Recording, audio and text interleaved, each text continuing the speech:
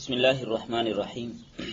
کل کے سبق میں وراثت کے حوالے سے کچھ قوانین اور ضوابط اور اسلام کے اندر وراثت کے اسباب کیا کیا ہیں، کن کن اسباب کی وجہ سے وراثت ملے گی، اور ابتدائی اسلام میں اور زمانے قدیم میں اسباب کیا تھے جنہیں منسوخ کر دیا گیا، وہ آپ نے سمجھ لیا۔ اور اس کے بعد کچھ اشکالات کہ عورت کا حصہ زیادہ کیوں ہے یا اولاد کا والدین کی بنسبت زیادہ کیوں ہے، ان اشکالات کے جواب بھی آپ کے سامنے آ گئے۔ پھر مرنے والے نے جو مال چھوڑا ہے جس کو ترکہ کہتے ہیں، اس مال میں کس ترتیب سے وراثت تقسیم ہوگی، سب سے پہلا حق اس کا کیا ہوگا، دوسرا حق کیا ہے، اور کفن دفن کی ترتیب کیا ہے، اور کفن دینے کا طریقہ کیا ہے، اور مسنون کفن کے کپڑے کتنے ہیں، اور کیسے کفن عورت کو دیا جاتا ہے، وہ آپ نے پڑھ لیا۔ اور موانع ارث میں سے دو آپ نے پڑھ لیے، نہیں موانع ارث وہ ابتدا میں تھوڑا سمجھایا تھا، لیکن اس کو چلیں ہم دوبارہ پڑھیں گے۔ صرف ابھی آپ نے آخر میں کل کے سبق میں جو پڑھا تھا کہ مرنے والا جو مال چھوڑتا ہے اس میں پہلا حق کیا ہوتا ہے، دوسرا کیا ہوتا ہے، تیسرا کیا ہوتا ہے، تو دو حق آپ نے پڑھ لیے کہ پہلا حق کفن دفن وغیرہ، اور دوسرا قرض کی ادائیگی چاہے سارا مال ہی چلا جائے، اور تیسرا آج پڑھیں گے وصیت کا نفاذ۔ تو آیت کے شان نزول میں جو دو واقعات تھے وہ بھی آپ کو بتا دیے گئے۔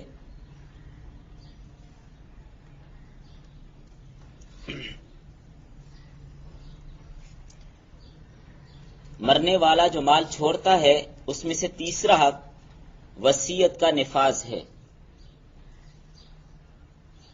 یعنی اس نے جو وصیت کی ہے کہ میرے مال میں سے اتنا مال فلاں کو دے دینا، مسجد میں دے دینا، مدرسے میں دے دینا، فلاں غریب مسکین کو دے دینا، گلی پکی کروا دینا،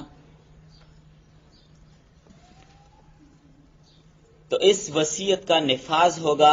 لیکن اس وصیت کے لیے کچھ تفصیل ہے، وہ آپ اپنے پاس نوٹ کریں تاکہ آپ کو تا زندگی کام آئے۔ یہ بہت اہم ترین باتیں ہیں۔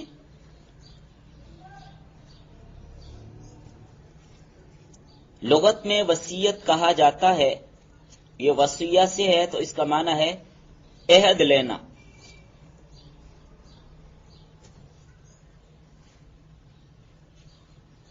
اور اصطلاح میں بطور تبرع یعنی بطور نیکی اور احسان کسی مال یا کسی سامان یا اس سے فائدہ اٹھانے کا کسی کو مالک بنا دینا، بعینی ہی اس مال کا مالک بنا دینا، اس چیز کا مالک بنانا، یا اس سے فائدہ اٹھانے کا مالک بنا دینا۔ یہ بات شاید آپ کو سمجھ نہیں آئی۔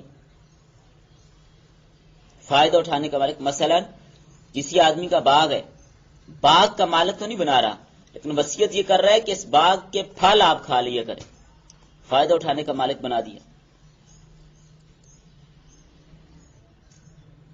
ہبہ جس کو گفٹ یا عطیہ کہتے ہیں، اس میں اور وصیت میں فرق کیا ہے؟ ہبہ اور وصیت میں کیا فرق ہے؟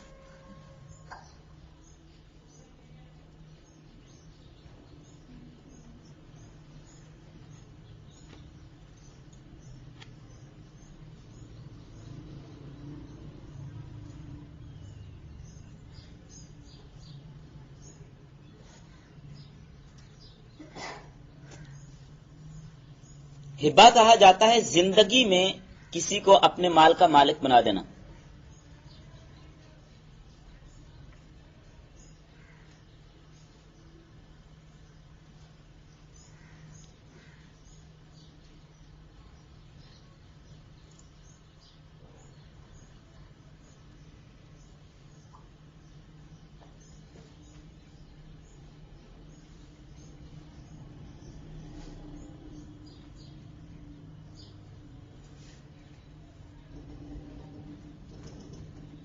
زندگی میں اپنے مال یا کسی چیز کا کسی کو مالک بنا دینا، ہبہ کر دینا، اپنی زندگی میں دے دینا، یہ ہبہ ہوتا ہے۔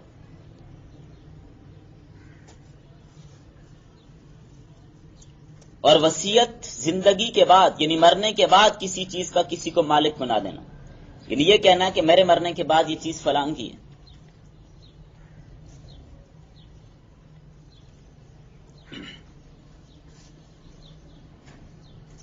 وصیت کرنے والے کو موسی کہتے ہیں اور جس کے لیے وصیت کی جاتی ہے اسے موسیٰ لہو کہتے ہیں. یہ ابھی سے یاد رکھیں تاکہ دوبارہ آپ یہ نہ پوچھیں گے یہ کون بلائیں ہوتی ہیں.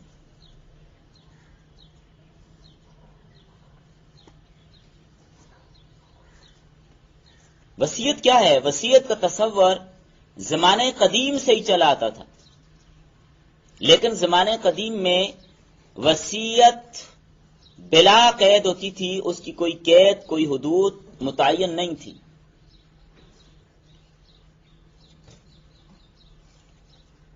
جو جس کے لیے جتنا چاہتا وصیت کر دیتا، جس کی وجہ سے اصل ورثاء کو محروم کر دیا جاتا. یعنی بعض اوقات ایسے ہوتا کہ آدمی اپنے وارث کو محروم کرنے کے لیے وصیت کر دیتا میرا سارا مال فلاں کو دے دینا، بس سارا دے دیا جاتا، وارث کو کچھ بھی نہ ملتا، کل کا کل مال کسی کو دے دیا جاتا. اسلام نے وصیت کی اجازت اور گنجائش تو باقی رکھی ہے، کیونکہ انسان زندگی میں یہ چاہتا ہے کہ میرے مرنے کے بعد بھی میرے کام ہوتے رہیں، صلہ رحمی ہوتی رہے، کوئی رفاع عامہ کے کام ہوتے رہیں، مدارس مساجد کے ساتھ کوئی نہ کوئی تعاون ہوتا رہے میرے مرنے کے بعد بھی، تو وہ وصیت کر سکتا ہے.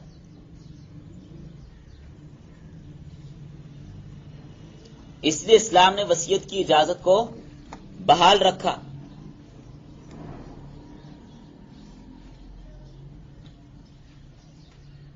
لیکن غیر منصفانہ چیز کو اسلام نے ختم کر دیا. تو اس لیے اسلام نے 1/3 سے زیادہ وصیت کی اجازت نہیں دی. یعنی مال کو 3 حصوں میں تقسیم کیا جائے گا، 2 حصے تو وارثوں کے ہوں گے، 1 حصے میں وصیت کر سکتے ہیں.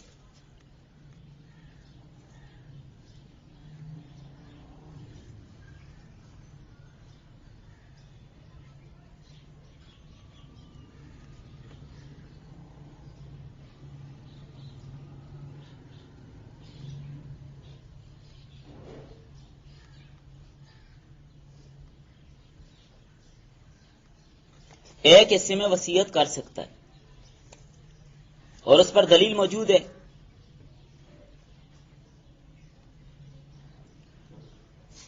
اور یاد رکھیں اسلام نے کسی وارث کے لیے بھی وصیت کی اجازت نہیں دی. زمانے قدیم میں تو یہ ہوتا تھا جو شرعن وارث بھی ہوتا اس کے لیے بھی وصیت کر جاتے کہ یہ اتنا اس کو دے دینا، حالانکہ جو شرعن وارث جس کو بنا دیا گیا اس کے لیے وصیت نہیں کر سکتے. اس مسئلے سے آج کل بھی اکثریت ناواقف ہے، یاد رکھیں.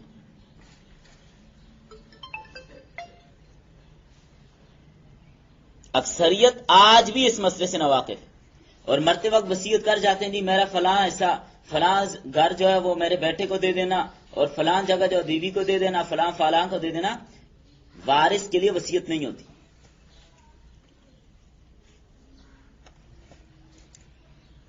اور سعد بن ابی وقاص رضی اللہ تعالیٰ عنہ نے 2/3 مال کی وصیت کرنے کی نبی صلی اللہ علیہ وسلم سے اجازت مانگی تھی، لیکن آپ صلی اللہ علیہ وسلم نے صرف 1/3 کی یعنی 1/3 کی اجازت دی ہے اور فرمایا الثلث والثلث کثیر، کہ 1/3 بھی بہت زیادہ ہے، یہ بھی بڑا ہے.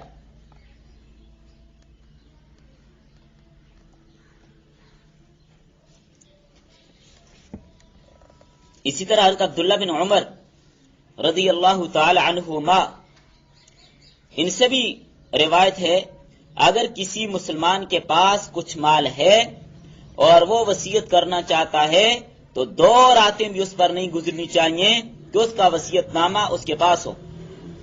تو معلومہ وصیت کی اجازت ہے، لیکن وارث کے لیے وصیت نہیں کر سکتا، 1/3 مال سے زیادہ کی وصیت بھی نہیں کر سکتا.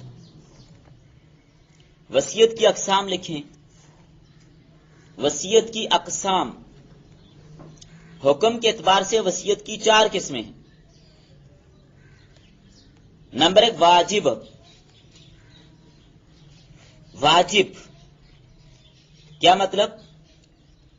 واجب وصیت کون سی ہے کہ لازمی وصیت کرے ہی کرے، اس پر واجب ہے. اپنی زندگی میں صاحب نصاب رہا اور زکوٰۃ ادا نہیں کی، صاحب استطاعت رہا، اس پر حج فرض تھا لیکن اس نے حج نہیں کیا، یا کسی کا قرض دینے، اب اس پر لازم اور واجب ہے کہ وصیت کر کے جائے کہ میری طرف سے حج کر دینا، حج بدل کروانا، زکوٰۃ ادا کرنا میرے طریقہ سے، قربانیاں رہتی ہیں یا نمازوں کا فدیہ رہتے، روزوں کا فدیہ رہتے، اس کی وصیت کرنے اس پر واجب ہوگا.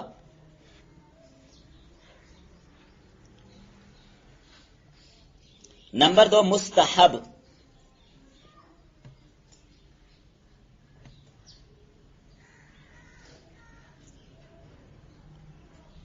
جس کو بعض فقہا نے مستحب لکھا ہے، حقیقت میں اگر دیکھا جائے تو وہ وصیت بھی واجب ہی کے زمرے میں آتی ہے. تو فرماتے ہیں کہ حقوق اللہ کے اندر اگر کوئی کمی ہوئی ہو تو اس کی وصیت مستحب ہے، حالانکہ یہ بھی واجب ہی میں آتی ہے تقریباً. مباح. نمبر 3 مباح، میم با الف ہا، مباح. جو رشتہ دار ضرورت مند نہ ہو ان کے لیے وصیت کرنا مباح ہے.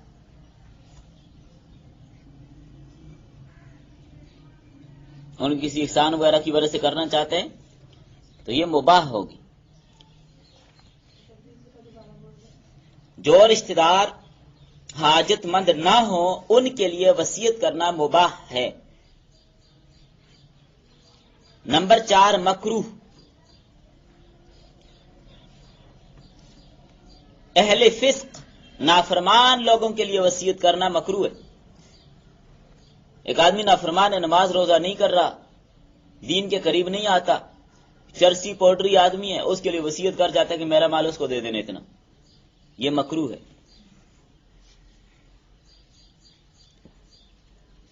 یہ عبد الرحمان کون ہے؟ عبد الرحمان لکھا ہوا ہے، کس کا نمبر ہے؟ اپنا نام لکھیں.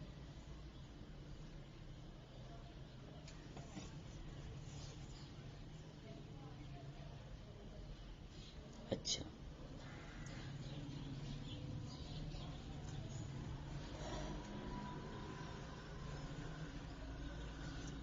وصیت کرنے والے سے متعلق شرائط، یعنی وصیت کنندہ سے متعلق شرائط. وصیت کنندہ سے متعلق شرائط 2 شرطیں ہیں. دیکھیں شرائط یہ ضروری ہیں، یہ چیزیں پائی جائیں گی تو وصیت ہوگی. نمبر 1 وصیت کرنے والے کے لیے پہلی شرط یہ ہے کہ تبرع اور احسان کا اہل ہو، یعنی کسی کے ساتھ نیکی کرنے کا اور احسان کرنے کا اہل ہو، اہلیت رکھتا ہو، مطلب بالغ ہو. چھوٹا بچہ اگر وصیت کر جاتا ہے کہ جو میری چیز ہے نا میرے مرنے کے بعد فلاں کو دے دینا، اس کا کوئی اعتبار نہیں ہوگا کیونکہ وہ اہل نہیں ہے. اور ایسی کوئی آدمی مجنون ہے، مطلق دیوانہ ہے، پاگل ہے، وہ اگر وصیت کر جاتا ہے تو اس کی وصیت کا بھی کوئی اعتبار نہیں ہوگا. نمبر 2 وصیت کرنے والے پہ اتنا قرض نہ ہو کہ پورا طریقہ قرض کی ادائیگی کے لیے ہی خرچ ہو جائے. 10 لاکھ کا ٹوٹل اس نے طریقہ چھوڑا ہے اور 10 لاکھ لوگوں کو قرض دینے. اب وصیت کرتا ہے کہ میرے مال میں سے 3 لاکھ مدرسے میں دے دینا، اور اپنے اوپر 10 لاکھ قرض چڑھا ہوا ہے. کیونکہ قرض کی ادائیگی وصیت پر مقدم ہوتی ہے، تو پہلے تو قرض ادا کیا جائے گا، وصیت کے لیے بچے گا ہی کچھ نہیں. تو یہ 2 شرطیں ہیں وصیت کنندہ کے لیے. موسیٰ لہو کے لیے شرائط، یہ صاد کے ساتھ موسیٰ ہے، یعنی جس کے لیے وصیت کی جاتی ہے، جس کے لیے وصیت کی جاتی ہے اس کے لیے کیا شرائط ہے. ایک نا مرنے والا جو مرنے سے پہلے وصیت کر رہے، یہ اس کا بتا رہا ہوں جس کے لیے وصیت کی ہے. یعنی سمجھیں زید اس کا مال ہے، اس نے مرنے سے پہلے اپنی زندگی میں وصیت لکھوائی بکر کے لیے. تو آپ سمجھیں کہ بکر کے لیے کیا شرائط ہے. ایک مثال آپ کو دے رہا ہوں. جس کے لیے وصیت کی جائے اس کے لیے ضروری ہے کہ وصیت کے وقت وہ موجود ہو، معدوم نہ ہو. وصیت کے وقت وہ موجود ہو، معدوم نہ ہو. موجود ہونے کا یہ مطلب نہیں کہ اس کے پاس ہو، یہ مطلب نہیں ہے. وہ چاہے اپنے گھر میں ہو، ہے تو دنیا میں موجود ہے نا، دنیا میں تو موجود ہے. دیکھیں ایک آدمی موجود نہیں ہے، دنیا میں ہے نہیں. مثلا یوں کہتا ہے کہ فلاں آدمی کا آنے والا فلاں بچہ، جب آئندہ جو بچہ ہوگا میرے مال میں سے اتنا مال اس کو دے دینا، تو یہ معدوم ہے، یہ وصیت نہیں ہوگی. مثلا کوئی شخص یوں کہتا ہے، آپ یوں لکھ لیں اس کو آسان کر کے، کہ فلاں آدمی کے ہاں آئندہ جو بچہ پیدا ہوگا میرے مال میں اتنا مال اس کو دے دینا، تو یہ وصیت نافذ نہیں ہوگی کیونکہ وہ موجود ہی نہیں ہے.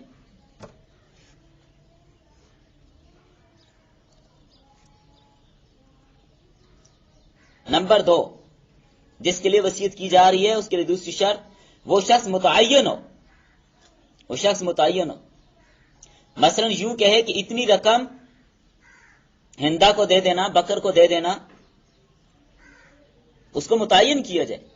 اگر یوں کہتا ہے کہ میرے مال میں سے میرے مرنے کے بعد 1 لاکھ کسی آدمی کو دے دینا، یہ وصیت نافذ نہیں ہے، متعین ہی نہیں ہے شخص کس کو دینا. نمبر 3،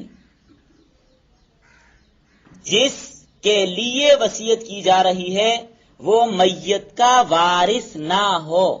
پہلے بھی یہ مسئلہ آپ کو سمجھا دیا. جس کے لیے وصیت کی جا رہی ہے وہ میت کا وارث نہ ہو. وارث آگے آ رہے ہیں تفصیلاً، کون کون وارث بنتا ہے کون کون نہیں بنتا.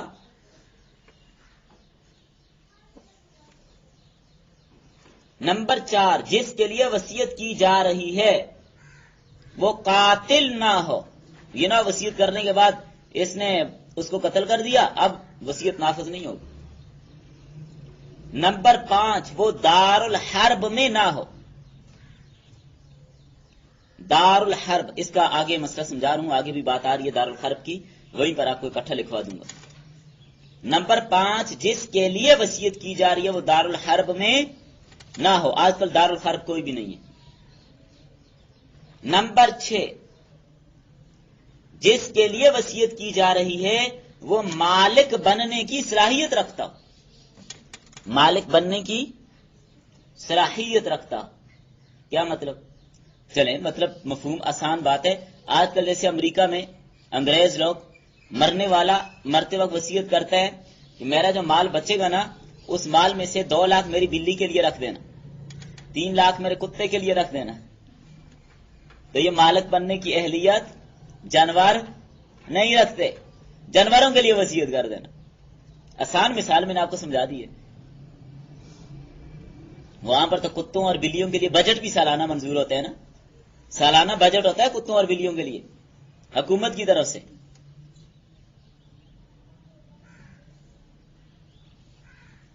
اب دیکھیں وصیت کرنے والے کے لیے شرائط، جس کے لیے وصیت کی اس کے لیے شرائط. آپ اگلی بات لکھیے، جس چیز کی وصیت کی جائے اس چیز کے لیے شرائط کیا ہیں. مثلا چیز ہے، پیسے ہیں، سونا ہے، چاندی ہے، باغ ہے، گھر ہے، اس چیز کے لیے کیا شرائط ہے. نمبر 1، وہ چیز مال ہو. وہ چیز کیا ہو؟ مال ہو. ایک چیز مال ہی نہیں ہے، اس کی وصیت کر رہا ہے تو یہ نافذ نہیں ہوتی.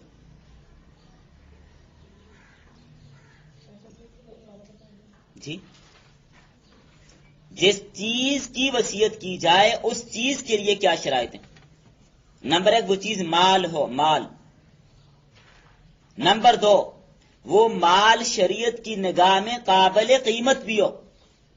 وہ مال شریعت کی نگاہ میں قابل قیمت بھی ہو. اگر شریعت کی نگاہ میں وہ مال قابل قیمت نہیں ہے تو اس کے اعتبار نہیں ہوگا. اب شراب ہے، خنزیر ہے، یہودیوں عیسائیوں کے ہاں وہ مال ہے، لیکن شریعت کی نگاہ میں مال، شراب اگر کروڑ روپے کی بھی ہے تو اسلام کے اندر وہ مال نہیں ہے. لہذا شراب کی وصیت کی جائے تو یہ نافذ نہیں ہوگی. نمبر 3، وہ ایسی چیز ہو کہ اس کا مالک بنایا جانا ممکن ہو. ایسا کیا ہو سکتا ہے؟ کوئی چیز جس کا مالک بنانا ممکن ہو سکتا ہے کچھ؟ وہ ایسی چیز ہو کہ اس کا مالک بنایا جانا ممکن ہو. آپ دیکھیں وہ چیز اس کی اپنی ملک میں نہیں ہے، کسی اور کی ملک میں، اس کا کہتا چلو یہ آپ کی، میرے مرنے کے بعد نا وہ سامنے جو کوٹھی ہے وہ آپ لے لینا. سمجھ آ گیا؟ کسی اور کی چیز کی وصیت تو یا اس کا مالک بنایا جانا ممکن نہیں. مثلا آپ دیکھیے فضا میں دیکھا بڑا خوبصورت پرندہ اڑ رہا تھا، اس نے دیکھا بڑا پیارا پرندہ ہے، یا کوئی بڑا خوبصورت طوطا اڑ رہا ہے، اس نے جب اس کو دیکھا کہنے لگا یہ اوپر جو بڑا خوبصورت طوطا اڑ رہا ہے نا، میرے مرنے کے بعد یہ تیرا. یہ وصیت نافذ ملک میں ہی نہیں ہے، مالک بنایا جانا ممکن ہی نہیں ہے. یا کہتے ہیں جو سمندر کے اندر جو فلاں ڈولفن مچھلی ہے میرے مرنے کے بعد وہ تیری ہو گئی. سمجھ آ گئی بات؟ یہ ایک مثال سے آپ کو سمجھا رہا ہوں تاکہ بات سمجھ آ جائے. نمبر 4، جس متعین چیز کی وصیت کی ہے موت کے بعد وہ موجود ہو. جس چیز کی وصیت کی اس کے مرنے کے بعد وہ چیز کیا ہو؟ موجود ہو. اگر وہ چیز ضائع ہو گئی تو وصیت باطل ہو گئی، یاد رکھیے. مثلا اس نے وصیت کی تھی کہ میرے مرنے کے بعد یہ جو میری یہ بکری رکھی ہو یہ فلاں کو دے دینا. اب اس کے مرنے کے بعد بکری بھی مر گئی، جو وصیت گئی. اب یہ وارثوں کو نہیں کہہ سکتا کہ مجھے اس بکری کی قیمت دو تم.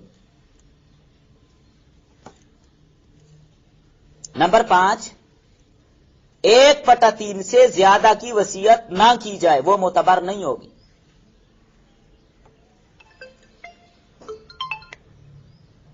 1/3 سے زیادہ کی وصیت معتبر نہیں ہوگی. نمبر 6، وارث کے حق میں وصیت معتبر نہیں ہوگی، جو کہ پہلے بھی بات آ گئی.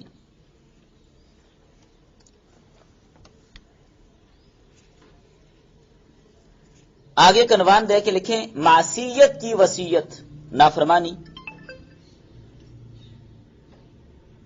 معصیت کی وصیت، گناہ کے کام کی وصیت جائز نہیں ہے.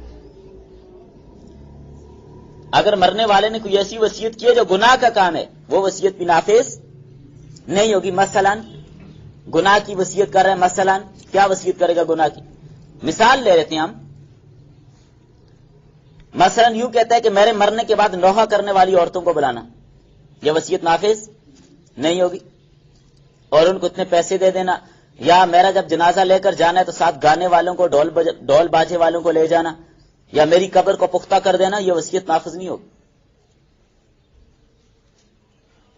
ایک مشہور واقعہ یہ اکاڑے میں ایک بہت بڑا کوئی چودھری تھا، بڑی بڑی زمینوں کا مالک تھا.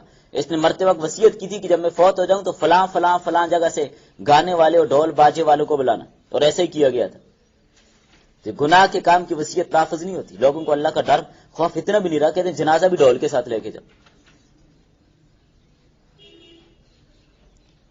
یعنی جن کاموں کا تعلق گناہوں سے ہے ان کی وصیت جائز.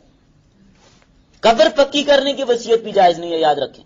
کہتا میری قبر اور سنگ مرمر کی بنا دینا، میری قبر پہ بڑا قبہ گنبد بنا دینا، اس پہ چادریں چڑھا دینا، یہ وصیت نافذ نہیں ہوگی.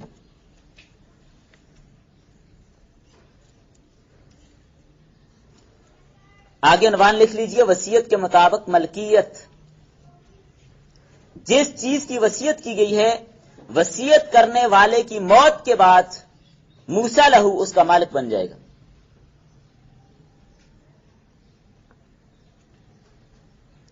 ہاں اگر کسی وقت کے ساتھ مقید کیا ہے تو اس وقت تک مالک ہوگا. مثلا یوں وصیت کی ہے کہ میرے مرنے کے بعد 5 سال تک آپ میرے گھر میں رہنا. اب 5 سال تک گھر میں رہ سکتا ہے، 5 سال پورے اب جائے، آپ وہ وارثوں میں تقسیم ہوگا. سمجھ آ رہی ہے بات؟ یعنی وقت کے ساتھ قید لگا دی. میں نے یہ عرض کیا اگر وقت کے ساتھ مقید کیا ہے، یعنی کسی وقت کے ساتھ قید لگائی ہے کہ اتنے عرصہ تک تم اس چیز سے فائدہ اٹھا سکتے ہو، بس اتنا عرصہ ہی فائدہ اٹھائے گا. مثلا باغ ہے تو کہہ سکتے ہیں 5 سال تک اس باغ کے پھل میرے مرنے کے بعد تمہارے ہیں، بس 5 سال تک اسے ملیں گے. یا یہ کہتا ہے کہ میرے مرنے کے بعد 10 سال تک تم میرے گھر میں رہنا، تو 10 سال تک وہ رہ سکتے ہیں، اس کے بعد اجازت نہیں ہوگی. وقت کے ساتھ مقید کی تو وہ وقت متعین ہو گیا بس. اچھا آگے ایک مسئلہ رہ جاتا ہے وصیت سے رجوع کرنا. کیا وصیت سے رجوع کر سکتے ہیں؟ وصیت کرنے کے بعد کہتے ہیں نہیں جی میں اب نہیں مانتا. کر سکتے یا نہیں اس کو بھی سمجھیے. وصیت کرنے والا اگر ضرورتاً، نمبر 2 صراحتاً، نمبر 3 دلالتاً وصیت سے رجوع کر لے تو رجوع ہو جائے گا. رجوع مطلب کہ چیز کو واپس کر لے زندگی میں ہی. ظاہر وصیت کرے گا تو زندگی میں نا، مرنے کے بعد خواب میں تو آگے نہیں کرتا. تو 3 باتیں ملا، ضرورتاً، صراحتاً، دلالتاً. وصیت کرنے والا اگر ضرورتاً، صراحتاً یا دلالتاً وصیت سے رجوع کر لے تو رجوع ہو جائے گا. مثلا صراحتاً سے مراد کیا ہے؟ خود اپنی زبان سے کہہ دیا کہ میں نے رجوع کر دیا، میں نے جو کہا تھا کہ میرے مرنے کے بعد 10,000 روپے فلاں کو دینا، میں نے رجوع کر لیا نہیں دینے. یا میں نے کہا تھا فلاں مکان یا فلاں دکان فلاں کو دے دینا، میں نے رجوع کر دیا نہیں دینی، بس رجوع ہو گیا. دلالتاً سے مراد کوئی ایسا کام کر دے، کوئی ایسا کام کر دے جس سے سمجھ آئے کہ رجوع کر لیے، جس سے بات سمجھ آ جائے کہ رجوع کہا نہیں ہے اس نے، لیکن خود کوئی ایسا کام کر دے جس سے سمجھ آ جائے کہ رجوع کر لیا. مثلا میں آپ کو بتا رہا ہوں، ہندا نے وصیت کی تھی کہ میرے مرنے کے بعد یہ والے جو بڑے قیمتی کپڑے میں نے خریدے تھے یہ کپڑے فلاں کو دے دینا، لیکن وصیت کرنے کے بعد کچھ دنوں بعد کپڑے اپنے لیے سلوا دیے، وصیت ختم ہو گئی، رجوع ہو گیا. حالانکہ زبان سے کہا نہیں ہے لیکن ایسا کام کیا کہ جس سے سمجھ آ گئی ہے کہ رجوع اس نے کر لیا. سمجھ آ گئی بات؟ ضرورتاً سے مراد کیا ہے؟ 2 طرح سے ہو سکتا ہے یہ رجوع، 2 طرح سے. مثلا جس چیز کی وصیت کی ہے اس میں کچھ اضافہ کر لے، ایسا اضافہ کہ جسے الگ کرنا ممکن نہ ہو، خود کچھ اضافہ کر لے. مثلا وصیت کی کہ میرا جو 2 مرلے کا پلاٹ ہے وہ پلاٹ میرے مرنے کے بعد زید کو دے دینا، لیکن وصیت کرنے کے چند دن بعد اس نے وہاں پر عمارت بنا دی، گھر بنا دیا. اب وصیت سے سامنے رجوع ہو گیا. دوسری صورت اس میں یہ ہے کہ وہ چیز ہی بدل گئی. چیز ہی کیا ہو گئی؟ یا اس ایسی بدلی کے نام بھی بدل گیا. مثال کے طور پر اس نے کہا کہ یہ جو اتنے انگور ہیں، یہ جو درخت پہ انگور لگے ہوئے ہیں یہ میرے مرنے کے بعد انگور فلاں کو دے دینا، لیکن وہ انگور کشمش بن گئی. اب رجوع ہو گیا، اب معاملہ بدل گیا. یا یہ کہا تھا کہ جو انڈے رکھے ہیں، کیونکہ آج کل انڈے بڑے مہنگے ہیں اس لیے چلو انڈوں والی مثال آپ کو آسانی سے سمجھ بھی آ جائے گی، تو چونکہ انڈے پڑ بھی جاتے ہیں نا بعض اوقات. یہ وصیت کی کہ یہ انڈے فلاں کو دے دینا، لیکن بعد میں کیا ہوا کہ انڈے چوزے بن گئے. انڈے سے کیا نکل آئے؟ چوزے. اب یہ انڈے نہیں رہے، اب یہ چوزے بنے، تو اب وصیت نافذ. یہ سمجھے رجوع ہو گیا. اور ایک اور ہے مسئلہ وصیت کا باطل ہو جانا. عنوان دے دیجئے وصیت کا باطل ہو جانا، یعنی وصیت خود بہت باطل ہو جائے گی، ختم ہو جائے گی. آپ بھی سوچ رہی ہوں گی پتہ نہیں بات سے بات کدھر سے نکل رہی ہے، اب کیا کیا جائے؟ وصیت کا باطل ہو جانا، وصیت کرنے والا دیوانہ ہو گیا، وصیت ختم. نمبر 2، جس کے لیے وصیت کی تھی وہ وصیت کرنے والے سے پہلے ہی فوت ہو گیا، وصیت ختم، باطل. مثلا زید نے وصیت کی بکر کے لیے، زید نے کہا کہ میرے مرنے کے بعد 10 لاکھ روپے بکر کو دے دینا، لیکن زید ابھی زندہ تھا، بکر پہلے فوت ہو گیا، وصیت کیا ہو گئی؟ ختم. نمبر 3، جس چیز کی وصیت کی تھی وہ چیز ہی باقی نہ رہی. مثلا اس نے کہا تھا میرا جو فلاں باغ ہے وہ میرے مرنے کے بعد زید کو دے دینا، لیکن ابھی یہ زندہ ہی ہے کہ باغ ہی سارے کا سارا جل گیا، ختم ہو گیا، وصیت ختم ہو گئی، باطل ہو گئی.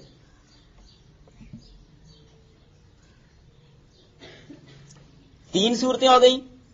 نمبر 4 کس کی؟ بات بھول گئی مجھے لگتا ہے وصیت کو سن کے. مرنے والے نے جو مال چھوڑا اس کے ساتھ کتنے حق لازم ہوتے ہیں؟ 4.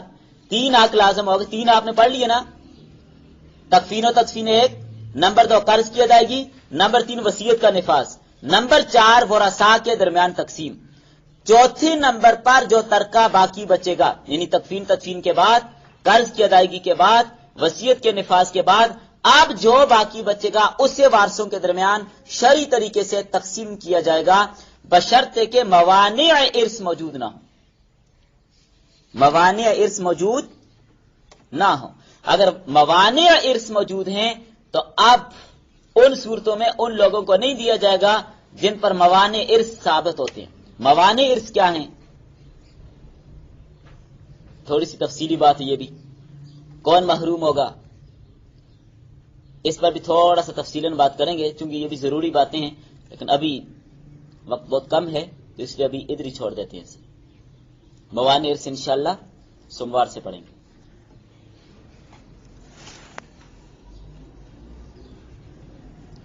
کیونکہ ابھی اگر شروع کریں گے تو درمیان میں بات رہ جائے گی، پوری نہیں ہوگی، ادھوری ہوگی، پھر بات آدھی ادھر آدھی ادھر ہو جانی ہے۔